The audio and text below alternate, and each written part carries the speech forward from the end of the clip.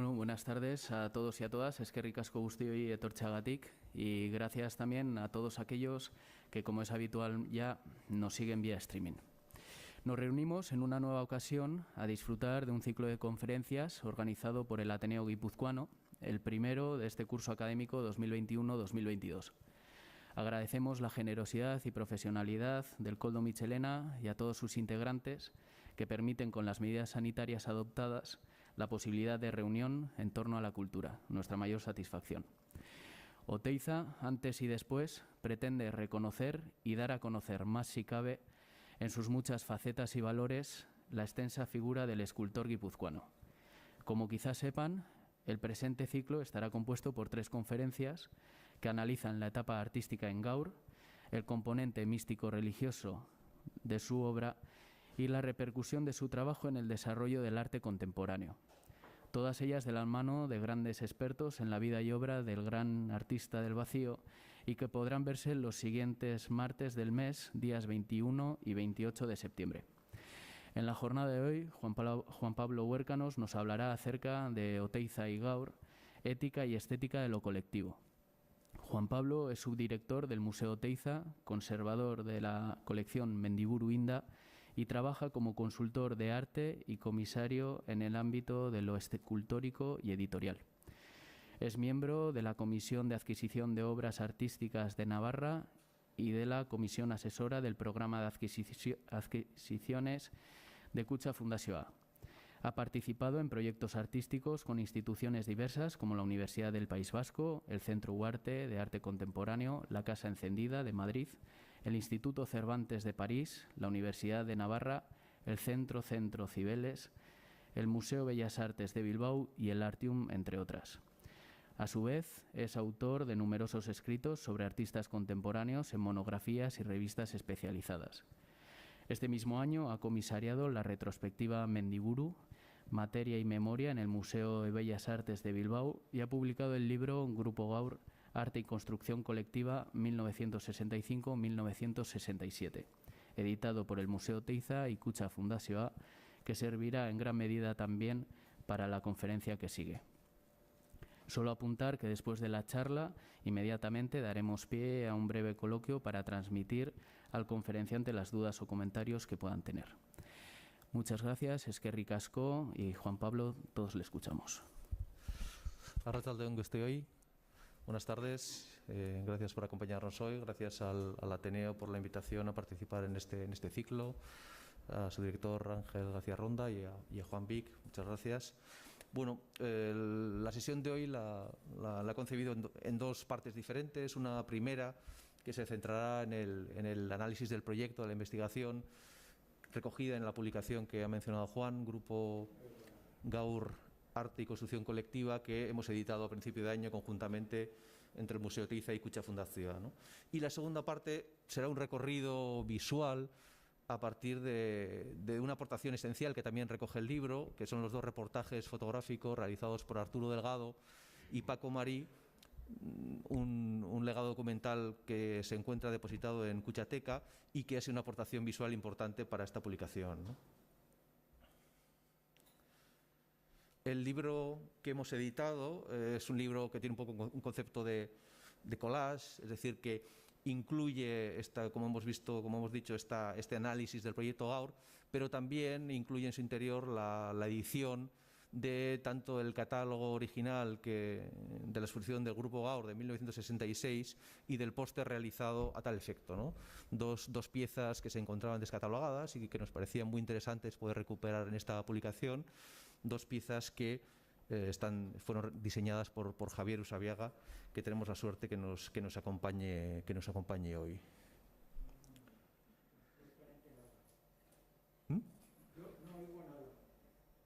¿Que no se oye? Pues no sé.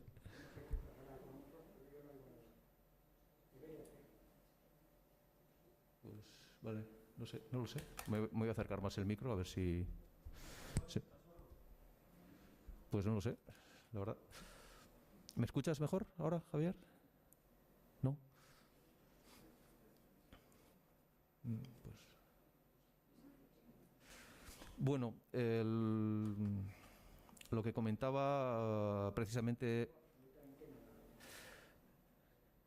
igual se puede cambiar algún sitio que esté más cerca de un...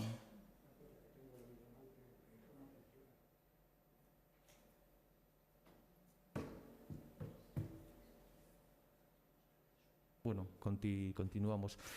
Verán que el libro tiene diferentes portadas. La verdad es que a la hora de plasmar en una imagen, en la portada una imagen del grupo Gaur, bueno, no había una única imagen que representara este proyecto, ¿no? Y entonces nos parecía un poco reduccionista, sobre todo tratándose de un libro que pretendía analizar precisamente la función colectiva de este proyecto, reproducir solo una única y parcial imagen. Por lo tanto, bueno, pues optamos por editar el libro con 20 portadas diferentes, con 20 imágenes diferentes en el exterior, ¿no? Como comentábamos, el libro incluye la reproducción del facsímil original, que es esta pieza que estamos viendo actualmente, el facsímil original del catálogo de la exposición del Grupo Gaur de 1966, que es una pieza también muy interesante, que contiene en primer lugar el manifiesto, luego volveremos a él, pero también, bueno, por un recorrido visual por las obras de cada uno de los artistas que participaron en este proyecto, ¿no? En este caso vemos unas primeras piezas de Amable Arias, de Néstor Basterrechea. Bueno, ya ven ustedes que todas las piezas se mueven en una estética abstracta que forma parte como del origen y de la estética que seguía este proyecto, ¿no? Esta es una pieza de Sistiaga, de Eduardo Chillida, de Remigio Mendiburu, de Oteiza, sus figuras inconscientes, de José Luis Zumeta y de Rafael Ruiz Valerdi, ¿no? Cada una el catálogo también estaba concebido respondiendo a la cuestión grupal, pero también individual de cada uno de los miembros, es decir, el propio catálogo no estaba cosido, es decir, cada uno de los artistas tenía en su interior guardada una cierta independencia también formal, ¿no? En un planteamiento, en fin, realizado con mucha intención, ¿no? Bueno, la historia de Gaur yo creo que es un poco conocida por todos, pero brevemente, antes de entrar en analizar el proyecto, recuperaré cuál es el contexto en el que surge, ¿no? Bueno, en un primer lugar, José Antonio Sistiaga y Amable Arias tienen relación con Dionisio Baranderán, que es un constructor con el que habían colaborado ya en una exposición conjunta que habían realizado en Euromar, en Zarauz, y entonces, comentándole sus necesidades de disponer de un espacio expositivo, ven la oportunidad de llegar a un acuerdo, y Baranderán les ofrece la posibilidad de disponer o poner a su disposición un espacio en la calle Bengoechea, ¿no? De esta manera el proyecto va cogiendo forma, va creciendo hasta convertirse en un movimiento grupal y de autogestión que crece también con la voluntad de replicarse en otras provincias con el resto con los artistas de esas provincias, ¿no? Y así surge la creación también del concepto de escuela vasca, que veremos más tarde en profundidad, ¿no? La historia de Gaur se ha analizado en diversos momentos y en estos últimos años ha sido un objeto de revisión importante. Yo creo que en proyectos principalmente expositivos, bueno, pues muy interesantes y reveladores. Quizás lo que me parecía relevante o interesante más de 50 años después de este proyecto era reevaluarlo desde otra perspectiva, ¿no? Que no es otro que concretamente la manera o de qué manera encarna Gaur esa idea de la acción colectiva y grupal desde el arte, ¿no? O dicho de otro modo, quería indagar qué resortes de lo social, de lo colectivo y de lo político se activaron desde el arte con el proyecto Gaur, ¿no? Y bueno, de alguna manera intentaré dar respuesta a esta cuestión a lo largo de esta sesión, ¿no? Porque de alguna manera también Gaur responde a la necesidad que se plantean los artistas en ese momento de qué manera implicarse en la vida y en la construcción social con sus creaciones, que es una preocupación que, digamos, se expande o está presente en todas las prácticas artísticas de los años 60, ¿no? Bueno, Gaur para ellos es la respuesta, ¿no?, que encuentran a esa necesidad, y de alguna manera también es el resultado de la consciencia de que la acción colectiva resulta más efectiva que una suma de individualidades o una sucesión de proyectos o exposiciones individuales. En ese sentido, Gaur es relevante porque supone una toma de posición muy consciente de un grupo de artistas que se proponen generar un nuevo escenario para el arte y la cultura, y hay que recordarlo en un contexto completamente adverso en el que no existía espacio más allá del arte oficial, ¿no? Sin embargo, como decimos, pese a ello, todos ellos optan por esa acción colectiva y autogestionada y promueven un nuevo modelo de ontología relacional. Antes de profundizar concretamente en las aportaciones de Gaur, en las que me parecía más relevante, sí que quería introducir algunas cuestiones del contexto, ¿no? Estamos hablando de los años 60, un momento en el que la presencia del arte contemporáneo o con pretensiones de modernidad era prácticamente inexistente, tenía muy pocos espacios de visibilidad, ¿no? Había una preeminencia de los artes tradicionales o de las formas tradicionales, y también hay que decir que el imaginario del artista como un agente movilizador con capacidad de proyectarse a la sociedad, hacia la sociedad a través del arte o a través de sus creaciones, como parte también del ideario de la modernidad que había estado muy activo durante la Segunda República Española, después de 30 años de franquismo, pues se encontraba prácticamente exánime, ¿no? En ese contexto, el artista era un fenómeno eminentemente individual y la praxis creativa, una actividad que se considera con poca competencia para intervenir o para actuar en el orden establecido, ¿no? En ese sentido, yo suelo recordar una declaración de Joaquín Ruiz Jiménez, que fue ministro de Educación Nacional del régimen franquista a principios y mediados de los 50, que en 1962, en los cuadernos hispanoamericanos, escribió esta declaración que me parece muy interesante, ¿no? Él decía: únicamente ayudando a los artistas a ser auténticos, apartándoles de cuantas insinuaciones extrañas pudieran desviarles de su propio ser, puede concebirse una verdadera política artística, ¿no? Que decir, ya se ve en estas palabras el tono absolutamente paternalista de las autoridades, que debían de ayudar a los pobres artistas incapaces por sí mismos de ser auténticos a conseguir como esta plenitud, digamos, alejándolos de cualquier cuestión que fuera ajena a la creación, ¿no? También en el primer Congreso de Santander de 1953, que sentó un poco las bases de la modernidad plástica de la época, un congreso en el que también participó Oteiza, el clima era un poco el mismo, ¿no? En ese sentido también su organizador, José Luis Fernández del Amo, que en aquel momento era director del Museo de Arte Contemporáneo de Madrid, decía que el arte no tolera concesión alguna a valor que caiga fuera del arte, ¿no? Era esta idea permanente de el artista solo tenía que preocuparse de cuestiones estéticas y alejarse de cualquier otra actitud contaminante, ¿no? Quiero decir, era un planteamiento que ni mucho menos se puede considerar como casual, sino que tenía mucho que ver con el opresivo sistema organizativo impuesto por un régimen franquista que aspiraba a condicionar todos los aspectos sociales y culturales, además de los políticos e ideológicos, ¿no? Algunos años más tarde, y en el contexto propio de la exposición del Grupo Gaur, Amable Arias reflexionaba también sobre esta cuestión y sobre los apoyos que recibían por parte de las autoridades las prácticas artísticas más alejadas de los contenidos sociales, ¿no? Y él decía: naturalmente se ve muy bien por qué se determina o se defiende tal arte. Se trata simplemente de vaciar la realidad viva del artista y convencer sibilinamente de que él no existe, de que no tiene realidad. Bueno, también en el contexto internacional del mundo del arte, bueno, había todo un movimiento que reivindicaba esta idea del arte puro, de la pintura pura, de la pintura o incluso del discurso de la Torre de Marfil de Erwin Panofsky, pero es cierto que esta situación se manejaba en un contexto mucho más amplio. En el caso del contexto que estamos analizando, era la única posición posible, ¿no? Por lo tanto, en esos momentos, el asociacionismo y la acción colectiva de los artistas constituyeron en la práctica prácticamente el único medio para romper esa lógica y alcanzar una cierta proyección en la sociedad de la época.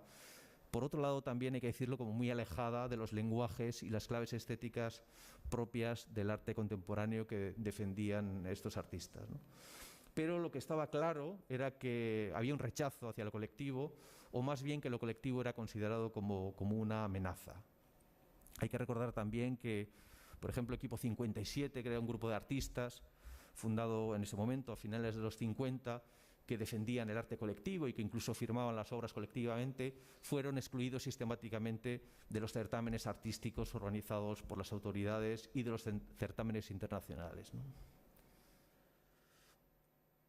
Bueno, en el contexto más cercano, hay algunos referentes muy concretos que quería mencionar y que de alguna manera anteceden la llegada de Gaur y que también pusieron de manifiesto esta cuestión de que el agrupamiento y el trabajo colectivo suponían una opción que progresivamente se iba adoptando por parte de los artistas, ¿no? Y concretamente, la primera de las acciones que quería mencionar es la exposición de los 10, ¿no? Que constituyó, en el contexto, en este caso, de Donostia, una primera ocasión en la que la determinación de la acción colectiva se concretó en un proyecto propiamente expositivo. Aquí vemos también el catálogo o la imagen de esta exposición, que también la diseñó Javier Usabiaga, como el caso del catálogo de Gaur, y que en este caso reunió este proyecto a una decena de jóvenes artistas de la ciudad y de su entorno que se posicionaron claramente frente o en contra de la exposición anual del certamen de Navidad que se celebraba cada año en la ciudad. Un espacio oficial en el que recurrentemente y pese a sus protestas acaparaban los galardones las propuestas más convencionales, ¿no? Concretamente, a finales de los 1960, Amable Arias, Rafael Ruiz Valerdi y José María Ortiz decidieron organizar una exposición paralela en el estudio de Amable, en el que de alguna manera se pudiera visualizar por primera vez propuestas estéticas más acordes con las nuevas corrientes, ¿no? Es hora de que se trate al arte y al artista con dignidad, reivindicaban los promotores de esta exposición, que, como digo, se presentó en el Estudio Amable en diciembre de 1960, con la participación, además de su participación, con la de Néstor Basterrechea, Carlos Vizcarrondo, Gonzalo Chillida, Maripaz Jiménez, José María Ortiz, Rafael Ruiz Valerdi, José Antonio Sistiaga, Miguel Ángel Álvarez y Francisco Villagarcía, además de Vicente Ameztoy, que se incorporó en el último momento y se convirtió en el 11º integrante de esta exposición. Hay que decir que en aquel momento Vicente tenía 14 años.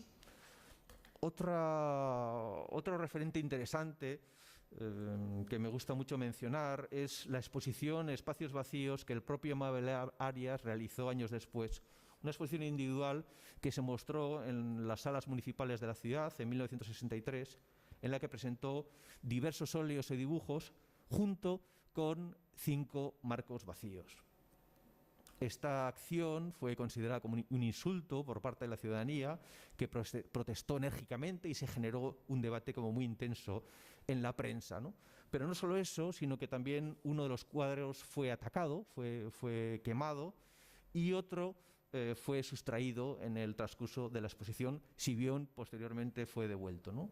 Pero ante este cúmulo de escándalos, el alcalde de la ciudad, Nicolás Lasarte, decidió prohibir en el futuro toda exposición que se consideraba de ruptura, coartando con esta medida la posibilidad de visibilización del arte o de la creación artística más experimental, ¿no? En fin, explica también cuál era un poco la posición social o de la ciudadanía con respecto a estas manifestaciones, ¿no? También en 1961 se creó en el contexto de el Grupo de Bilbao de Estampa Popular, que integraba a numerosos artistas de carácter más realista e inmersos en una militancia franquista y en muchos casos afines al Partido Comunista. Digamos que era un movimiento muy militante, ¿no?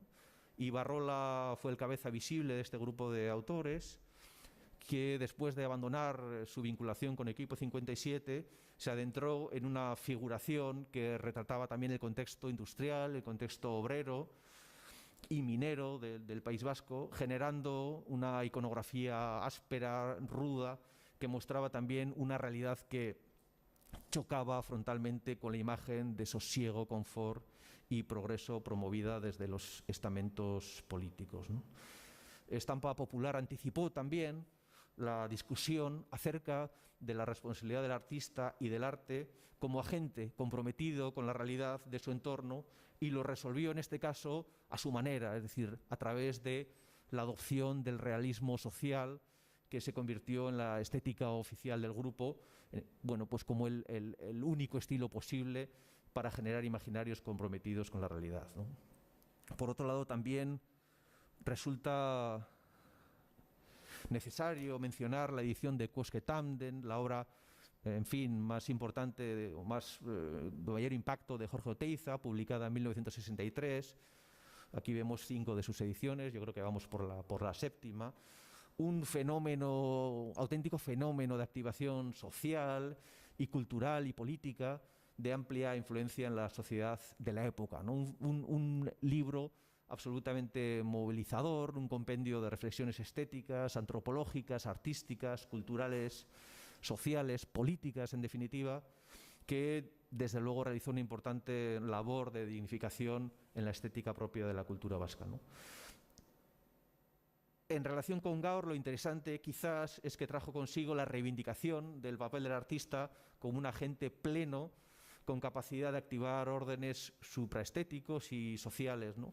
Porque no hay que olvidar que para Oteiza la práctica artística constituía una escuela política de tomas de conciencia, así lo enunciaba, que de alguna manera preparaba al artista para la posterior proyección social de un conocimiento interiorizado durante su praxis como creador, ¿no?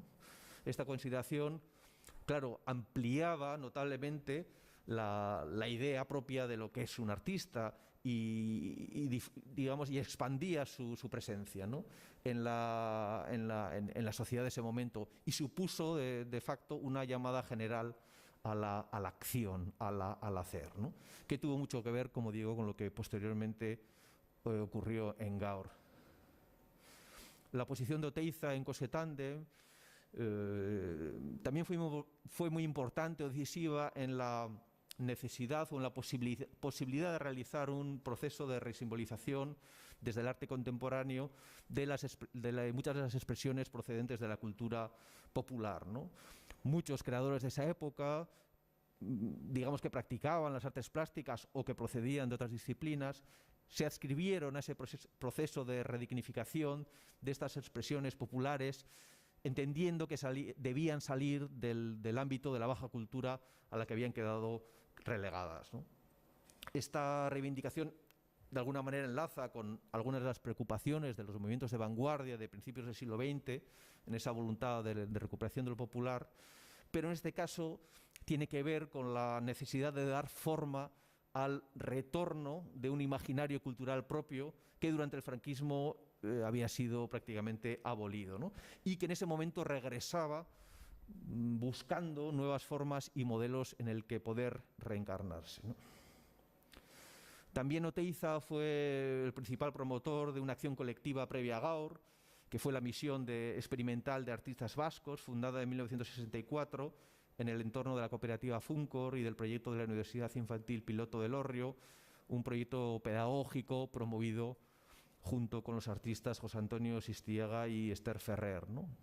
Lo significativo de esta misión, era su temprana reivindicación de que el arte jugara un papel constitutivo en la construcción social, ¿no? Y que los artistas debían ser agentes plenos en este proceso, ¿no? Una posición que, como veremos, estará muy presente en todo el proyecto Gaur, junto con la necesidad permanente que ya se manifestaba en aquellas épocas de reivindicar una mejora y una mayor educación, ¿no? Tanto de los propios artistas como una penetración de la educación estética, digamos, en los modelos pedagógicos de la época. La actividad de la Asociación Artística Guipuzcoana en esos años también fue un elemento importante. Hay que tener en cuenta la figura de Amable Arias como presidente de la Junta Rectora de la Asociación entre 1961 y 64, en un momento también en el que coinciden o participan como vocales Esther Ferrer y Sistiaga, y entre ambos generaron una actividad entre ellos, una actividad y convirtieron a la asociación en un foco importante de visibilidad y promoción de los lenguajes artísticos o de las expresiones artísticas menos académicas, ¿no? Y eso incluía, bueno, la organización de conferencias sobre creadores de su tiempo, proyección de películas de la época, de cine de autor, audiciones de música contemporánea, junto también con un intento como de superar permanentemente la enseñanza más académica del arte, ¿no? Bueno, entre todos ellos, en ese momento, el Ateneo supuso un foco también importante de actualización y de programación cultural crítica, organizada en muchos casos de modo clandestino o bajo falsos enunciados, ¿no? Recuerdo que Sistiaga siempre decía que cuando querían verdaderamente abordar un tema que pudiera ser conflictivo, en fin, lo que se podía entender conflictivo en aquella época, ¿verdad? O que pudiera suscitar alguna sospecha por parte de la censura, programaban rápidamente una conferencia sobre el impresionismo, ¿no? Que siempre contaba como con el beneplácito. Y cuando se programaba una conferencia sobre el impresionismo, los espectadores ya sabían que el contenido iba a ser otro, ¿no? Y una de las acciones que se produce en este contexto que se corresponde con la imagen que vemos, es esta como proto-performance o primera performance del arte vasco, protagonizada por José Luis Zumeta, Sistiaga y Rafa Ruiz Valerdi, y que consistió en que salieron al inicio de esa falsa conferencia sobre impresionismo, salieron los tres y en completo silencio Sistiaga se comió una chuleta delante de un público atónito, ¿no? En realidad lo que ocurría era que, bueno, después de esa cierta incomodidad que estaba generando la actividad de la asociación por parte en el propio contexto del ayuntamiento municipal, el ayuntamiento, el alcalde decidió retirar la subvención como una manera también de, digamos, privarle de medios que les impidiera desarrollar la acción, ¿no? Y ellos se dieron cuenta que en ese momento también el ayuntamiento destinó una cantidad importante de dinero para la creación de la sociedad gastronómica y por lo tanto decidieron hacer esta acción que de alguna manera denunciaba esta situación, ¿no? Todos estos contextos, estas referencias que estamos hablando, tienen que ver también con estas experiencias que articularan un contexto de una cierta acción colectiva o acción relacional entre los artistas, como en esta imagen que vemos los inicios de una conferencia que Jorge Oteiza realizó sobre Chillida en 1965 en el espacio Espelunca, en los bajos de la librería Ramos. Todas estas acciones, digamos, forman parte de este contexto que quería un poco ahondar previamente. El proyecto de Gaur, de creación de la Galería Barandiarán en relación con Gaur, se gestó en el último semestre de 1965 y la idea inicial era que en ese momento, o finales de año, pudiera mostrarse la primera exposición de los artistas. Bueno, por diversas razones, esta presentación del Grupo Gaur se pospuso hasta abril del 66. Sin embargo, la galería comenzó su andadura en noviembre del 65 con una exposición sobre materiales y metodologías de enseñanza del arte libre desarrolladas por Celestín Freinet, por un pedagogo de arte libre muy importante francés, que, digamos, fue organizada por José Antonio Sistiaga, ¿no? Aquí vemos en esta imagen las invitaciones, ¿no?, a la exposición, a la inauguración de la exposición del 28 de abril del 68, de la exposición del Grupo Gaur. Dos apreciaciones que me gustaría que ustedes pudieran reparar en ellos. Cuando se presenta el Grupo Gaur de la Escuela Vasca, vemos la enumeración de los 8 artistas. Sin embargo, acaban unos puntos suspensivos, después de Zumeta, una manera también como de expresar que eran esos artistas, pero que podrían ser muchos más, o que habrá otros artistas que podrían venir después, ¿no?, después de ellos.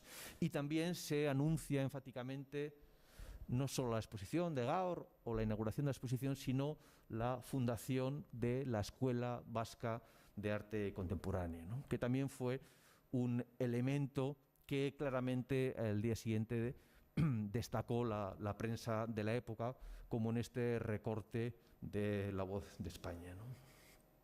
La exposición de Gaur duró poco más de un mes, pero verdaderamente se convirtió en un acontecimiento cultural, ¿no?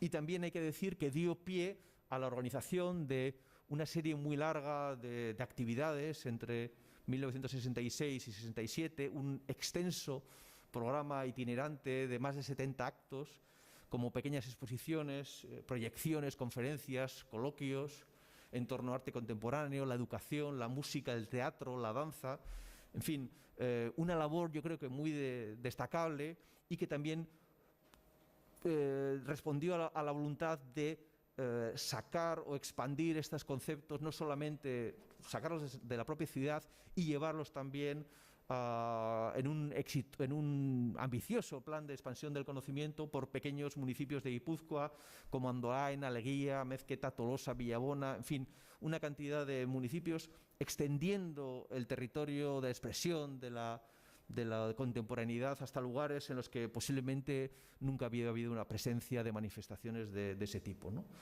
La propia galería de la calle Bengoechea acogió una extensa parte de este programa que, como decíamos, incluía conferencias, audiciones de música contemporánea, jazz, conferencias sobre poesía social, canción protesta, proyecciones de cine autor, poesía experimental, en fin, todas las preocupaciones que venían de mano, todas las expresiones que venían de mano de los propios artistas, ¿no?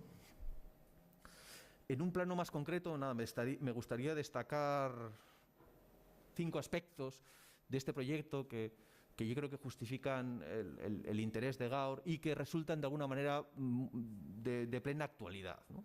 En un primer lugar, la primera de estas cuestiones es la propia redefinición del concepto de galería, ¿no? La exposición de Gaur trajo consigo la confirmación de uno de los elementos identitarios de este espacio, que fue la autodefinición como productora de arte compuesto, como veíamos antes en la invitación, ¿no? Esta nominalización, aportada principalmente por Oteiza, respondía, por un lado, a la voluntad de superar el esquema de galería exclusivamente basado en lo comercial, en favor de esa idea de productora, como, por otro lado, en esta idea de arte compuesto, integrar otras expresiones y disciplinas que superaran propiamente al arte plástico, ¿no? En ese sentido, esta voluntad de superar el formato clásico de galería constituyó una preocupación constante entre los artistas de los años 60, a la que lógicamente los autores de Gaur no fueron ajenos, ¿no? Desde el primer momento está claramente manifestada esa voluntad de superar estos modelos anteriores y bueno, yo creo que estas son las singularidades que explican el interés de este proyecto, ¿no? Exhibir o mostrar no era suficiente, debía ser un espacio de creación, de generación, ¿no? Yo creo que realmente esto es interesante, ¿no? La cuestión del arte compuesto, como digo, se manifestaba en una voluntad clara de interrelación con otras disciplinas creativas, en el caso, por ejemplo, de la música, de la danza, muy fructífera. Cabe recordar que en ese sentido Oteiza entendía la estética propiamente como un territorio situado en la convergencia con los otros, ¿no? Este concepto también de situado, de arte situado, que podemos entender hoy que está de plena actividad, ¿no? De plena actualidad, perdón, y que en la práctica se manifestó, como decíamos, con una relación casi de hermandad con otras disciplinas, como por ejemplo la música con los componentes, la formación de Zdoka Mairu, la danza y el grupo Argia con Juan Antonio Urbelt, el teatro experimental de Jarray, en fin, había una multitud de intereses transversales, ¿no? Lo que se pretendía, como digo, era que la galería no fuera un reducto exclusivo del arte plástico, sino que se articulara en relación, o que creciera o se proyectara en relación con otras disciplinas, ¿no? En ese sentido, el propio Oteiza, en un texto un poco seminal que se llamaba Para un nuevo planteamiento funcional de una galería de arte, decía que la vieja sala de exposición, el local destinado a una sola expresión artística, ha muerto, ¿no? También en el lenguaje y en la fase de conceptualización asociada al proyecto aparecían conceptos como laboratorio de experimentación, como laboratorio abierto, que también definen un poco el carácter de este espacio, ¿no? De este espacio tan singular, ¿no? Somos un laboratorio abierto en continua actividad, ¿no? Decía Oteiza. Hay que advertir al público que estamos siempre activos, ¿no? También incluso se menciona la figura de un editor, ¿no? Un interesante concepto, ¿no? Que también cercano a la idea como de comisariado, del comisario, que ahora resulta, bueno, muy habitual en el mundo del arte, pero que entonces verdaderamente no lo era, ¿no? Esta consideración o esta ampliación de este concepto de galería no solo afectaba a la galería, sino también a los espectadores o al público que asistía a las convocatorias, ¿no?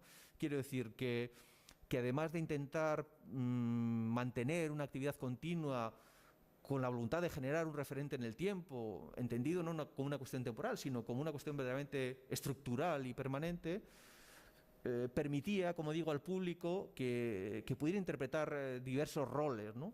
Ser el público de las exposiciones, pero también ser un interlocutor directo con los artistas, por supuesto adquirir obra de arte, o participar en las sesiones musicales y de cine, de los posteriores debates que se generaban, ampliando, como digo, estos roles del propio público, ampliando también el rol que el ciudadano podía jugar en relación con el arte y la creación. Y yo creo que eso, como digo, es interesante, ¿no? Por encima de todo, la galería debía ser un espacio abierto y transversal en el que generar reflexión en torno a las prácticas artistas contemporáneas, ¿no? Por lo tanto, no puede ser considerado exclusivamente un fenómeno metaartístico, sino como una invitación a pensar un nuevo modelo de institucionalidad cultural, ¿no?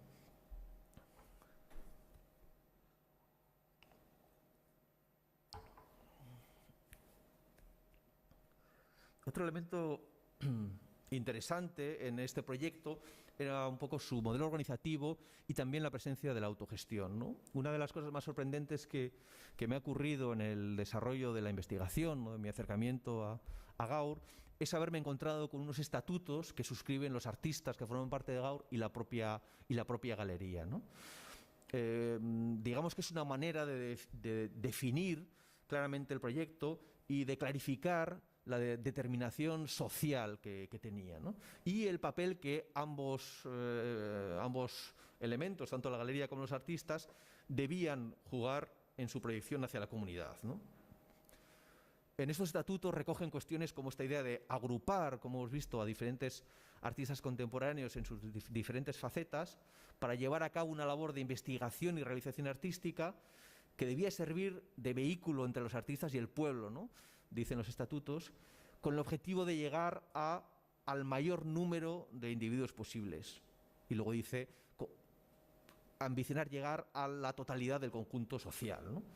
Por tanto, la garantía de la proyección social del arte es clave, ¿no? Y está asumida por ambas partes, ¿no?, tanto por los artistas que lo promueven como por la propia dirección de la galería, también a través de diferentes comisiones disciplinares que se plantean de arte contemporáneo, pintura, poesía, escultura, arquitectura, en fin, de las diferentes disciplinas, ¿no? Lo que de alguna manera están planteando, como recogen estos estatutos, es que no evitar ser un simple muestrario de producciones artísticas, un expositor, sino que este proyecto debía cumplir, y así lo citan, ampliamente su visión didáctica y crítica tan necesaria para el momento en el que vivimos, ¿no? Pero quizás donde mejor se plasma esta voluntad colectiva y colaborativa del proyecto es una fórmula ciertamente sorprendente que acuerdan para la gestión de los beneficios de las ventas que pudieran generarse en la galería, ¿no?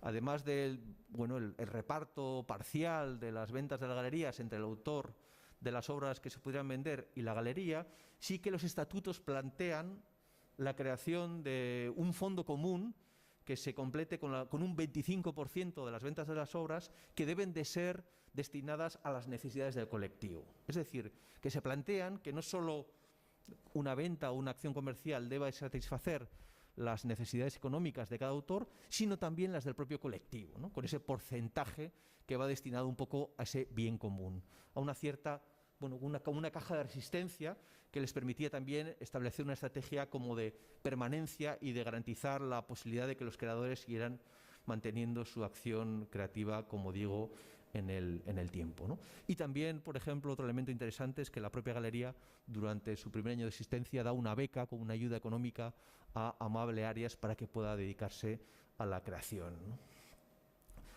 Bueno, otro elemento también interesante es la propia redefinición del papel del artista, y la lectura crítica de las formas de mostrar el arte que se plantean, ¿no? Como digo, la irrupción de Gaur supuso la puesta en escena de otra manera de ser artista, ¿no? Los artistas, según este modelo, dejan de ser meros constructores o hacedores de objetos estéticos para su contemplación y son una suerte de directores artísticos que debían velar porque los proyectos de la galería cumplieran con sus objetivos, ¿no? Esta ampliación del papel del artista, bueno, pues es fundamental, que de alguna manera amplía, ¿no?, toda su capacidad de proyección en la sociedad de su tiempo, ¿no? Y que de alguna manera, bueno, pues es perfectamente compatible con las funciones que son propias de un centro artístico contemporáneo actual, ¿no? Un cuarto elemento relevante es la redefinición también de la figura del empresario y de su misión en este proyecto, ¿no? En este caso, referido a la figura de Dionisio Barandierán, como hemos hablado antes, un constructor y un hombre sensible a los proyectos culturales y a la educación, y que decide apoyar a los artistas en este y en otros proyectos de su época, ¿no? La verdad es que su implicación es fundamental y los artistas son muy conscientes de ello, porque verdaderamente creen que el proyecto funciona, tiene capacidad de funcionar, porque de alguna manera también está representada la clase empresarial, en este caso representada por Dionisio Barandierán, ¿no? Porque ellos son conscientes que de otro modo hubieran sido de nuevo, bueno, una reunión de artistas, sin más, ¿no? Para ellos Barandierán no solo era un benefactor, sino era un modelo que incluso creían que podía ser exportable y que, en fin, dio muchas esperanzas en ese sentido a los artistas, ¿no? Pensaban verdaderamente que la experiencia con Barandierán iba a servir como ejemplo para conectar con la clase empresarial y que otros mini galerías o mini espacios de colaboración pudieran ponerse en marcha en otros contextos, lo que finalmente no ocurrió, ¿no? Y que también durante muchos años promovió como una conciencia muy crítica de muchos de los artistas de Oteiza, y también recuerdo a Mendiburu, que siempre se lamentaba que la clase industrial vasca guipuzcoana apenas había apoyado a los artistas, ¿no? No como por ejemplo en Cataluña, en otros contextos en el que digamos que la burguesía o la clase industrial tuvo una relación mucho más intensa con los artistas de su época. Bueno, Oteiza decía eso, ¿no? El dueño de una galería antes era un comerciante, hoy tiene que ser hoy tiene que ser un industrial, ¿no? Quiere decir, una persona activa o con capacidad de ayudar a la clase artística.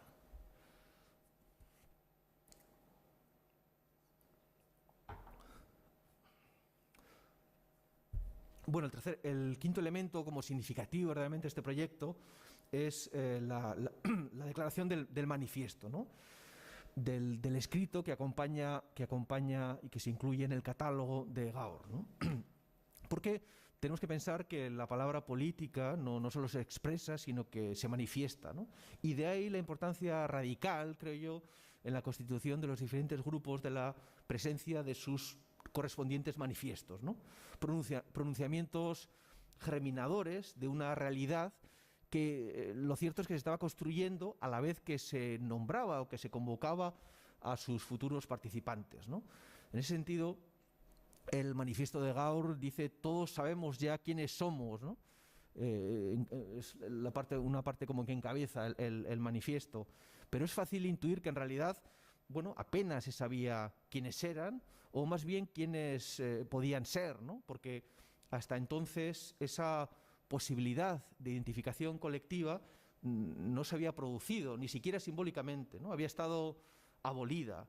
Igual que recuerdo que los pocos firmantes que suscribieron la solicitud de excarcelamiento de Agustín Ibarrola en abril de 1967, en esa carta que enviaron a las autoridades se declaraban en representación de unos 15.000 artistas contemporáneos que nos agrupamos en la escuela vasca, ¿no? Decían.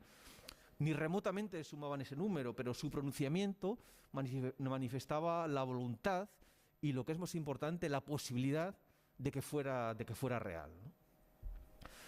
Es interesante analizar el manifiesto del Grupo Gaur en relación con otros manifiestos de artistas, de grupos de artistas célebres de esos años, como por ejemplo el del Paso o las manifestaciones de Dau al Set, porque mientras que unos hablan exclusivamente de cuestiones estéticas, el manifiesto de Gaur apenas menciona la estética y lo que reivindica son espacios para formación, una presencia mayor del arte en las escuelas, institutos, una reivindicación permanente de la educación y la pedagogía, una reivindicación de la capacidad de construir socialmente desde el arte, una revitalización de lo popular y una voluntad de dignificar la cultura propia que, como hemos visto, estaba prácticamente anulada, una proclama contra la invisibilidad del artista y una voluntad de reconquista de un espacio que entienden como propio, y una, como hemos dicho también, una defensa de la dignificación del artista y de su papel en la sociedad, ¿no? En ese sentido también la prensa de la época destacaba, hay un artículo de Carlos Rivera, también artista, un artículo en Lobo de España, que señala y destacaba precisamente la importancia de este pronunciamiento, ¿no? Lo que sí es una novedad es el manifiesto que ha incluido el catálogo, ¿no? Señalaba este artículo. Y también, por su parte, la revista Ceruco Argia reprodujo en mayo del 66 a 4 columnas la portada del catálogo de la exposición junto con el manifiesto íntegramente traducido al euskera, ¿no? Por tanto, la publicación de este texto supuso un acto claro de rebelión cultural y de cuestionamiento de las estructuras que organizaban la sociedad de su tiempo, y supuso también un lugar, o significó un lugar conquistado de ciudadanía, de identificación y de adhesión, ¿no? Un espacio de papel en el que otras identidades se vieran también representadas, ¿no? Y construyó un lugar propio, como lo hizo el propio espacio de la Galería Barandiarán, ¿no? Volviendo a Gaur, bueno, ya saben ustedes que no hay una foto propia, no hay una foto fundacional del grupo, sino que hay diversas fotografías o imágenes que han representado parcialmente sus autores. En este caso, en la parte superior, bueno, vemos esa foto que se ha digamos, a lo largo del tiempo señalado como la imagen utilizada, es la imagen utilizada para representar a Gaur, pero no representa a todos sus miembros, ¿no? En esa foto no están ni José Luis Zumeta ni Amable Arias, y sí que incluye en el centro la presencia del arquitecto Roberto Puig, que en aquel momento estaba, el día que realizan la imagen, estaba en el estudio de Jorge Oteiza, ¿no? La imagen fue realizada por la Ruckert con una cámara del propio Basterrechea, ¿no? Y años más tarde, Amable Arias, también un tanto cansado, ¿no? del uso recurrente de esa imagen que le excluía, entre otras cosas, realizó este collage satírico en el que vemos a un grupo de personas en el entierro de la sardina y que aparece esta idea de foto fundacional del grupo Gaur, ¿no? Hay que tener en cuenta también que el entierro de la sardina es un acto con el que simbólicamente se entierra el pasado. En esta imagen también vemos a Dionisio Barandiarán, que es, como hemos dicho, el gran factotum, ¿no? Que permite la puesta en marcha de este proyecto. Y en la otra imagen vemos a Esther Ferrer, a Julio Campal, que fue el primer director de la galería, y a Itziar Carreño y a Jorge Oteiza. Hay otro pequeño acontecimiento, pero también importante para explicar esa hibridación entre los artistas plásticos y la expresión popular, que es la inauguración de la escultura en homenaje al Bertsolari Udarregui, que Remigio Mendiburu realiza o instala en Usurbil en el verano, al principio de verano de ese año, ¿no? Esta imagen vemos al propio Mendiburu conversando junto a Basterrechea, junto a Oteiza, alrededor de la escultura, como digo, en el día de la inauguración, ¿no? Pero lo interesante también en estas fotografías, que también forman parte del legado documental de Arturo Delgado, y es que aún unos tiempos después, unas semanas después, posiblemente no recuerdo la fecha exacta, pero hay como entre la inauguración de Gaur y la inauguración de la escultura de Arregui aproximadamente 2 meses, todavía los artistas, en otro contexto, en este caso en Usurbil, son convocados a firmar el propio catálogo de la exposición de Gaur, ¿no? Ahí vemos primero a Oteiza y a Sistiaga firmando, y posteriormente a Mendiburu firmando ese catálogo, con lo cual quiero decir que fue un acontecimiento reseñable en aquella época. Y como digo, este evento o esta inauguración convocó de una manera también simbólicamente muy poderosa a los artistas plásticos contemporáneos, junto con el mundo más de la expresión tradicional, que estaba representado por los Versolaris que participaron en este acto, ¿no? y en este caso podemos ver un poco de izquierda a derecha a Salvador, a Jon Mugartegui, a José Miguel Iztueta Lazcauchiki, Basarri presentando el acto, y en un segundo plano podemos ver a un joven Joxan Artze de SDOC Amairu y a Ustapide.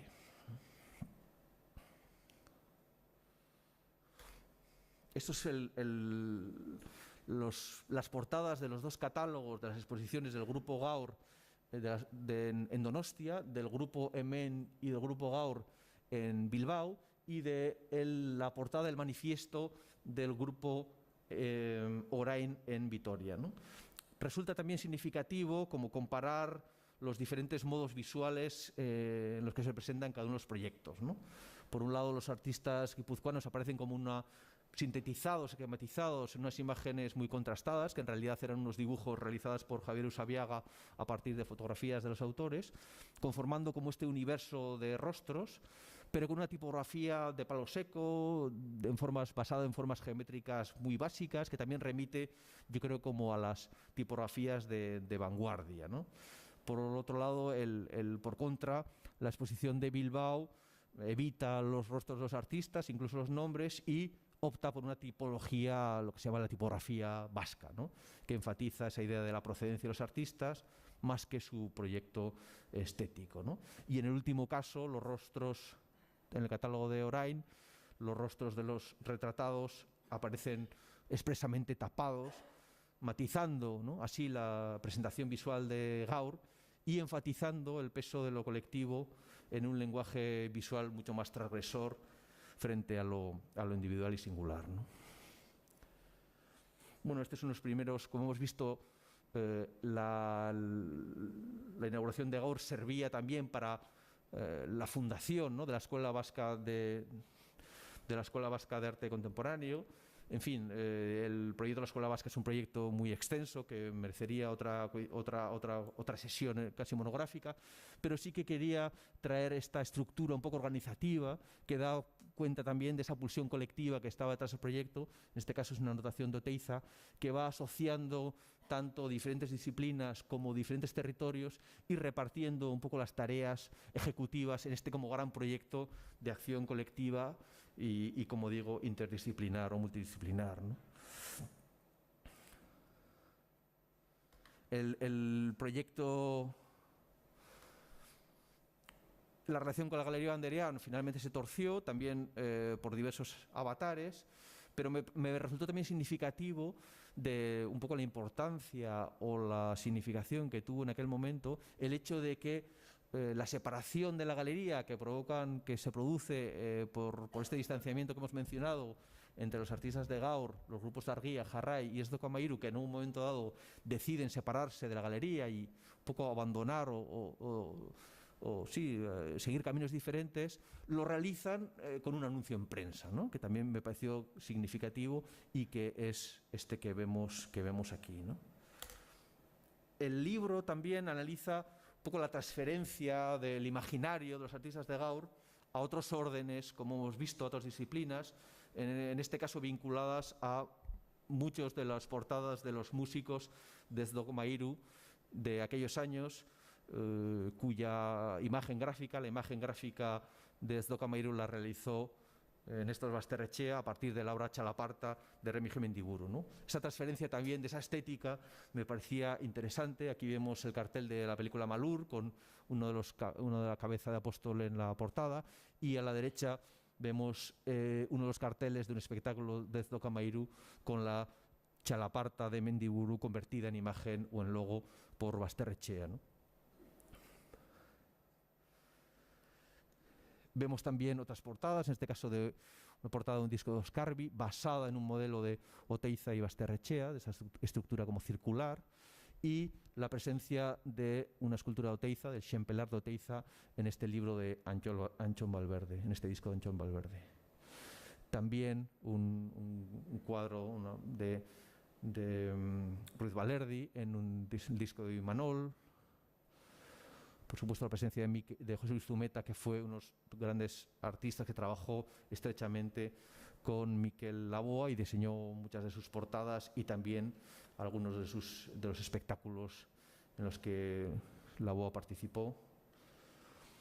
En este caso también Lourdes Iriondo y Xavier Lete, que aparecen sobre la escultura Puñamazo de Mendiburu, o el propio Mendiburu, que realiza esta ilustración para el primer poemario de Xavier Lete.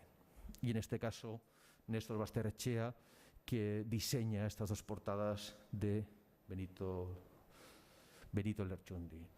O que incluso la cubierta del poemario de José Nartze, Istutziretik Tolosan Barru, que incorpora la presencia en el centro del grupo Gaur como parte de un imaginario, del imaginario que representaba lo vasco en ese momento, ¿no? Y esa acción colectiva dio lugar a obras en común, como en este caso una pieza que estuvo realizada en el exterior de Caja Laboral en Gros, una pieza realizada por Sistiaga, por Zumeta y por Mendiburu, una pieza que se destruyó, ¿no? Bueno, como comentaba al principio, quería hacer un recorrido visualmente más ágil por algunas de las imágenes de estos dos reportajes que realizaron los fotógrafos Arturo Delgado y Paco Marí en la inauguración de la exposición, ¿no? Haremos un recorrido un poco rápido, pero que también es interesante para ver cuáles fueron los agentes culturales de la época que estuvieron presentes en ese acto, ¿no? En este caso vemos a Oteiza dirigiendo las palabras al público en la presentación de la exposición, pero a la derecha ya vemos a Julio Campal, que fue el director de la galería. Al fondo también aparece Carlos Añíbarro, el pintor, y también Carlos Sanz, ¿eh? En este caso vemos también, como hemos dicho, a Oteiza, a Añíbarro, a Carlos Sanz con el catálogo entre sus brazos, y apoyado en la columna aparece Josean Artze. Ampliando un poquito más el foco, vemos a las dos hermanas propietarias de la librería Ramos, Milagros y María Teresa Ramos, directoras de la librería Ramos, que fue un foco fundamental de redacción del pensamiento y del pensamiento y del mundo editorial en la ciudad. Y también aparece el periodista y escritor José Acosta Montoro, ¿no? Incluso en esta siguiente imagen también podemos ver al Remigio Mendiburu al fondo y al propio Amable Arias. Aquí vemos también a Oteiza conversando con las hermanas Ramos y con Acosta Santiago. Oteiza y Amable. Oteiza y Amable y un joven Zumeta. Esta es una imagen, una vista general de la exposición con los cuadros de Zumeta, y en primer lugar una escultura de Oteiza y al fondo una de Chillida. Al fondo también se puede ver a Chillida, Eduardo Chillida, y a Pilar Belzunce conversando con un visitante. La pieza Yunque de Sueños de Chillida, y al fondo los cuadros de Amable Arias. Esta imagen también de la pieza Chalaparta, que fue uno de los emblemas de esta exposición, de Remigio Mendiburu, con los cuadros de Sistiaga y de Amable Arias al fondo, la escultura también de Chillida, y en un extremo unas pequeñas piezas que se ven parcialmente de Néstor Basterrechea. Amable Arias con el catálogo de la exposición, como hemos visto que fueron los referentes visuales muy potentes del proyecto, junto con Sistiaga. En este caso vemos a Oteiza, Sistiaga y Basterrechea conversando con Íñigo Altolaguirre. Bueno, de alguna manera esta recuperación de esta secuencia gráfica nos permitía como ese viaje al pasado, ¿no? Y nos permitía como colarnos a través de una rendija y ver lo que ocurrió en esa tarde del 28 de abril de 1966.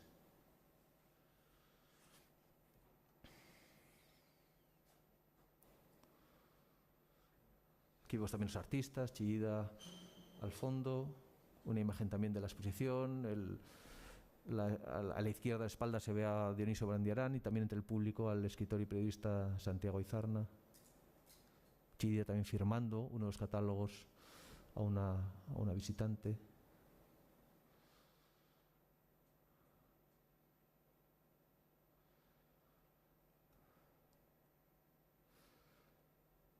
Bueno, es el propio Néstor Basterrechea con el catálogo en sus manos. Eduardo Chillida delante de sus piezas. Rafael Ruiz Valerdi, Zumeta. Aquí, debajo de los dibujos para unas vidrieras que realizó Sistiaga. Y las imágenes de Paco Marí, que representan también la inauguración de la exposición, las palabras de Oteiza. Esa imagen, ¿no?, tan recurrente de firmar los catálogos. Y de unos jóvenes, uno de ellos, como hemos dicho, Íñigo Altolaguirre, contemplando esculturas de Oteiza.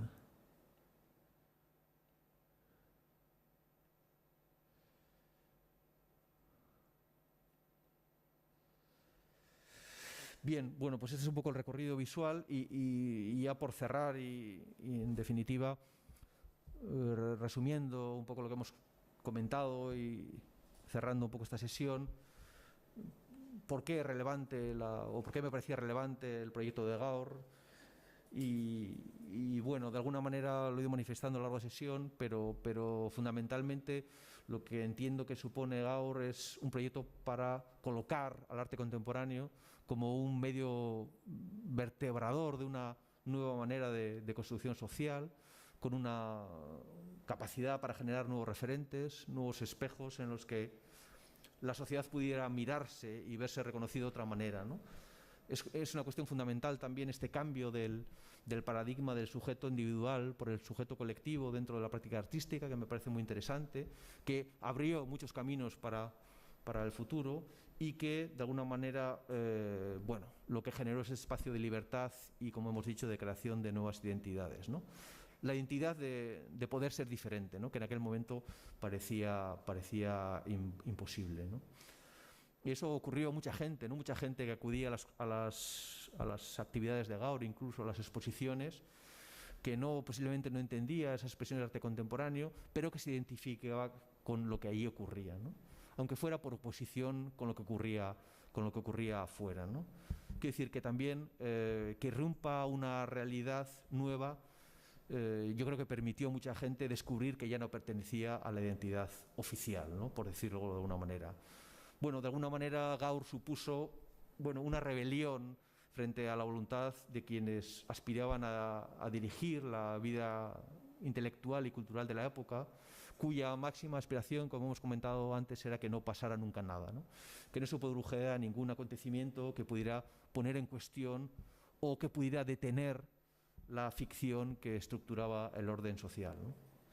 Gaur, en ese sentido, supone una lucha contra la desapropiación de la cultura por parte de los poderes oficiales, ¿no?, y que provoca una ruptura en el orden real y simbólico, estableciendo también una fisura en ese orden hegemónico en el que otros agentes, posteriormente, otros agentes y creadores penetran y pueden trabajar, ¿no? Gaur, de alguna manera, crea situación y crea comunidad, por eso es un gran catalizador, un ejemplo que otros siguen y donde germinan otras propuestas, que en definitiva inauguran una opción que parecía inédita, que era la de hacer política con el arte. No hacer arte político, porque ninguna de las manifestaciones podían ser así consideradas, pero se hace una política activa desde el arte, ¿no?, y que se basa precisamente en esa capacidad de recuperación de todas las funciones de construcción social y simbólica que habían sido sustraídas durante el franquismo, ¿no? En fin, por tanto, de alguna manera se trató de una articulación, de una coyuntura, de una manera de expresar la necesidad de la conciencia de autoidentificarse y poder nombrarse también, ¿no? Una reclamación de un lugar para los sin lugar y la posibilidad de pronunciarse como parte de un movimiento grupal, ¿no? Una posibilidad o la posibilidad de ser juntos, como describió Maurice Blanchot, las expresiones comunitarias de finales de los 60. En definitiva, una primera manifestación en su contexto de la radicalidad de ser artista en su dimensión social y colectiva. Eskerrik asko, muchas gracias.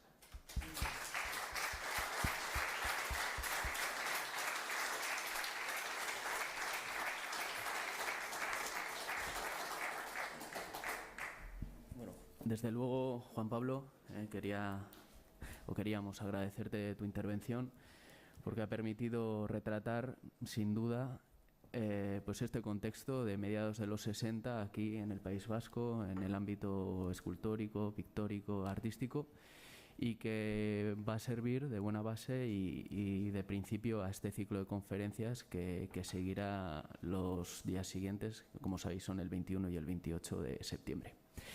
Ahora, bueno, es el turno de la intervención, las preguntas. Si queréis pues, participar de algún modo, levantar la mano y el responsable pues, os facilitará el micrófono.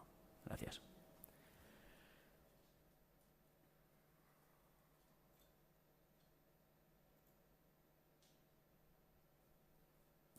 Bueno, si nadie se anima, Juan Pablo, yo sí tengo alguna cuestión. En primer lugar, recomendar, por supuesto, el libro que habéis publicado, que publicaste este mismo año, de Gaur, del grupo Gaur, y comentar alguna cuestión que en ¿no? que recoge que ha pasado por alto, es inevitable por el tiempo. Pero una pregunta en relación a esa investigación que se ha señalado, que te generó sorpresa, y creo que a todos los lectores de esta, de cómo surgió bueno, el proyecto junto a la Sala Barandiarán, ¿no? y cómo quizá, ¿no? según la investigación, pues el mismo motivo que dio pie a esta fue también en alguna medida el final suyo, ¿no? Quizá por ese desacuerdo de Sistiaga con la gestión, al fin y al cabo, como has dicho en la conferencia, los beneficios iban destinados a los artistas, etcétera, ¿no? Cuéntanos. Bueno, el final de Gaur, o de la relación de Gaur con la galería, yo creo que es una confluencia de varios factores, ¿no? Hay que decir que, en primer lugar, el proyecto es un proyecto como de ideación muy grande, ¿no? Es un proyecto ideal que choca también con la realidad, ¿no? ¿Y qué ocurre en esa confrontación con la realidad? Pues una de las primeras cuestiones es, por ejemplo, es que solo se vendió una obra de arte, ¿no? Una obra de arte de Sistiaga. Es decir, en 2 años de andadura de la galería y en esa verdaderamente voluntad de llegar a la sociedad, bueno, pues la sociedad tampoco respondió o no hubo una respuesta mayor, ¿no? Por lo tanto, ya una primera parte como comercial que podía sostener el proyecto que no funcionó, ¿no? Por otro lado, ese compromiso que habían suscrito los artistas con la galería de relación mutua, en el que los propios artistas, bueno, se comprometían o asumían el papel un poco como directores artísticos o de comisarios de los proyectos, se puso en cuestión porque ellos en algún momento, algunos de ellos intuyeron o vieron que la galería por su cuenta empezaba a organizar algunas actividades, ¿no? Y eso generó una cierta desconformidad. De hecho, lo que mencionaba, Sistiaga siempre comenta que, bueno, se editó un primer catálogo de actividades sin su permiso, que algunas de las actividades que planteaban, incluso exposiciones, bueno, pues de sus obras ni siquiera les habían informado. En este caso se refería más al periodo de dirección de Santi Díaz Yarza, ¿no? Donde se produce un poco como esos enfrentamientos, ¿no? Pero luego hay otro elemento que yo desconocía y que también, hablando pues, con otros creadores del momento, y especialmente con José Ángel Irigaray, que fue miembro de Zdocamairu, y él me lo expresó como muy claramente, hay un momento en el que los artistas temen verse instrumentalizados. Es decir, de alguna manera con la llegada de Santi Díaz Yarza a la dirección del museo, entienden que puede producirse una cierta cercanía con el PC, con el Partido Comunista, y ellos, temerosos, como digo, de verse instrumentalizados y que en esas acciones que se estaban desarrollando un poco sin su consentimiento pudieran, como hemos hablado, tomarse decisiones sin su aprobación, deciden separarse, ¿no? Y es el momento en el que se reúnen, manifiestan un poco esta desconfianza y es cuando publican este anuncio y anuncian la ruptura de la galería. No sé si alguien quiere participar. Sí. Yo quería saber qué reacción se produjo en la prensa o en la crítica de arte ante una exposición de esa enjundia para ese momento, porque yo no la vi, pero hace unos años se celebró una recomposición de esa exposición en Vitoria y me impresionó mucho. Entonces yo quería saber en ese momento exactamente qué reacción se produjo, porque claro, sabemos todo lo de los componentes del grupo, pero desde fuera, ¿cómo se vio esa exposición? Bueno, la prensa en aquel momento, los medios de comunicación guipuzcoanos lo reflejaron ampliamente. Quiero decir, hemos visto unos artículos que surgieron en los días siguientes, pero fueron muchos. Todos reflejaban un poco el acontecimiento, y posteriormente también hubo como reseñas. Recuerdo alguna del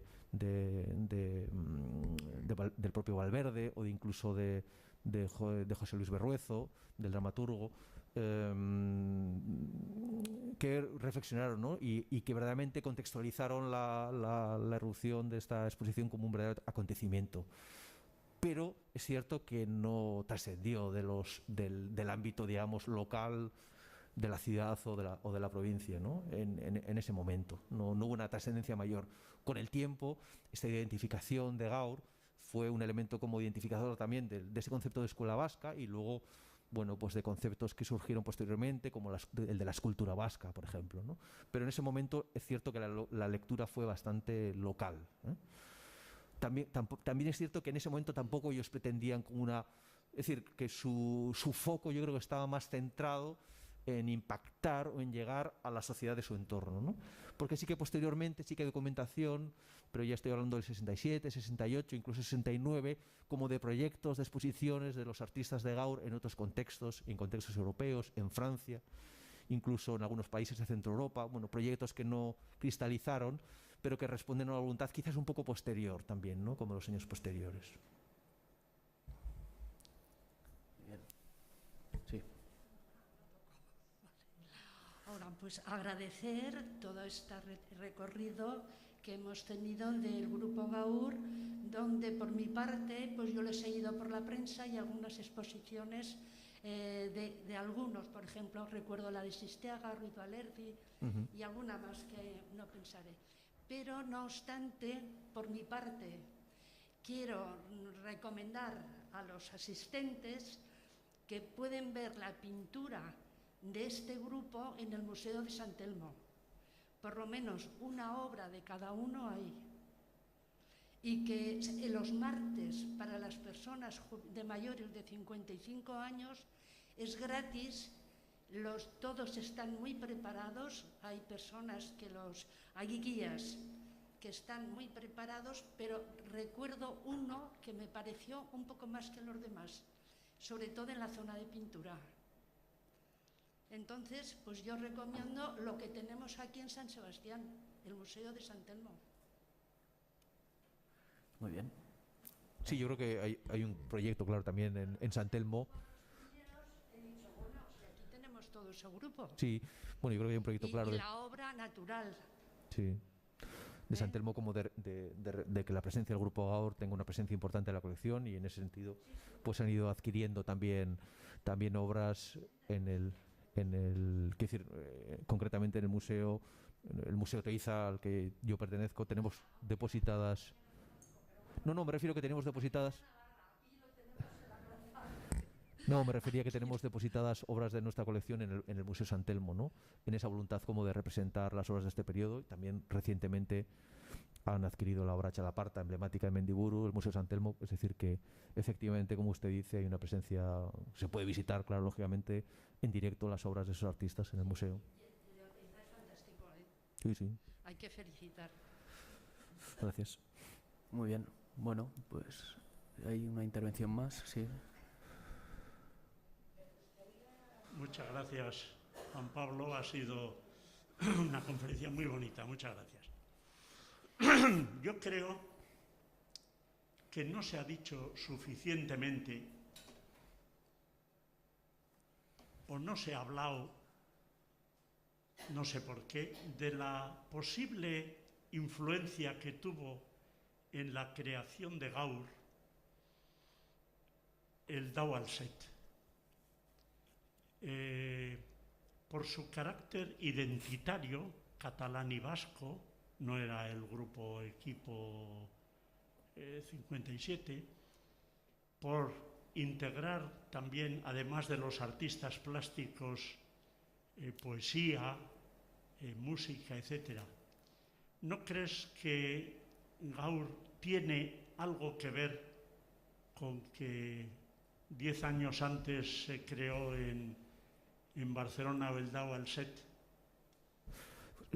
Seguramente, quiero decir que todo forma parte del mismo contexto, ¿no? Sí, claro, a partir de mediados de los 50 se van generando diversas formaciones y grupos en el mundo en relación con el arte contemporáneo.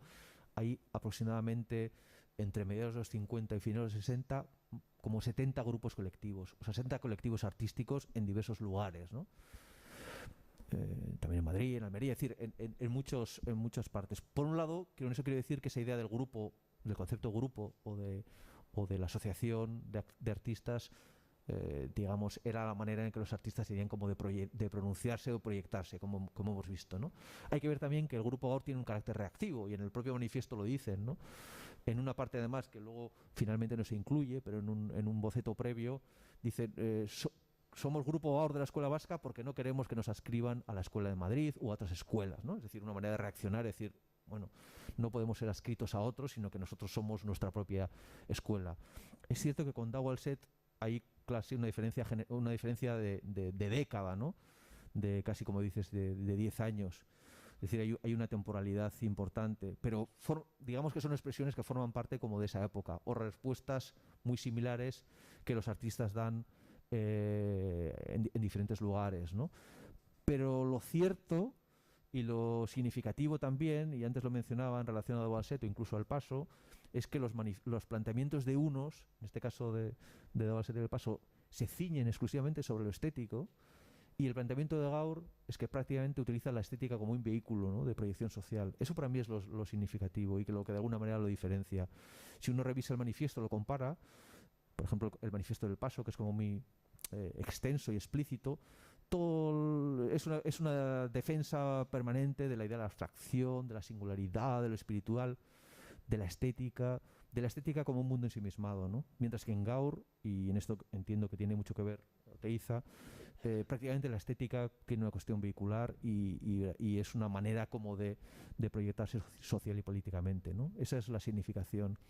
Hay también una cuestión que antes hemos mencionado, y es que bueno, Oteiza construye como ese anhelo colectivo y de alguna manera impulsa, ¿no?, a muchos de los artistas a llevarlo a cabo.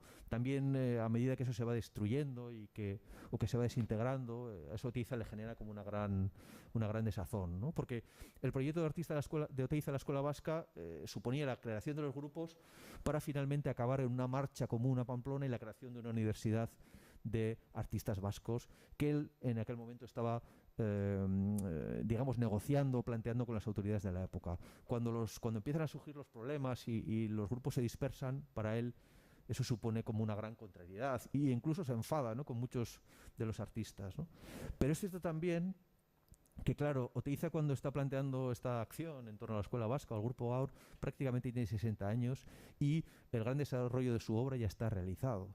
Mientras que los otros artistas, algunos tienen 20 y pocos años, 30, es decir, están en el medio, en el comienzo del desarrollo de su obra artística. Por lo tanto, los esfuerzos de la pulsión colectiva no es lo mismo para uno y para otro, ¿no? Que Oteiza puede dedicarse plenamente a esta idea de lo colectivo porque ya ha desarrollado sus obras, pero no es la misma circunstancia para todos, que por supuesto esa acción colectiva también generaba mucho desgaste y mucho desencanto, ¿no? Tenemos una última intervención.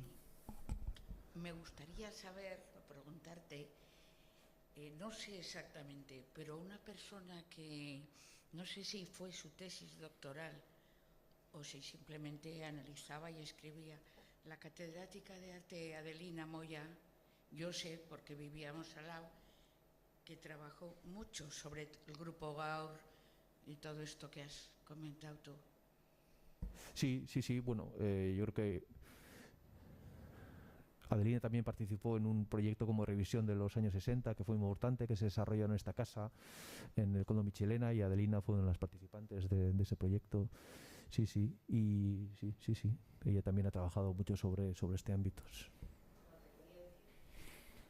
Es extenso, ¿qué perspectiva, o si ella pudo aportar algo más, algo nuevo, algo diferente? Supongo que sí, no lo sé con seguridad, ¿no? Quiero decir que yo creo que también las investigaciones de Adelina se produjeron en un momento concreto y claro, en ese momento sí que fueron muy reveladoras, lógicamente, porque es una estudiosa y muy rigurosa, ¿no? Bueno, pues muchas gracias a todos. Os esperamos, el Ateneo os espera el próximo martes para una conferencia sobre el componente místico religioso en Oteiza, así que esto solo ha empezado. Así que hasta la próxima.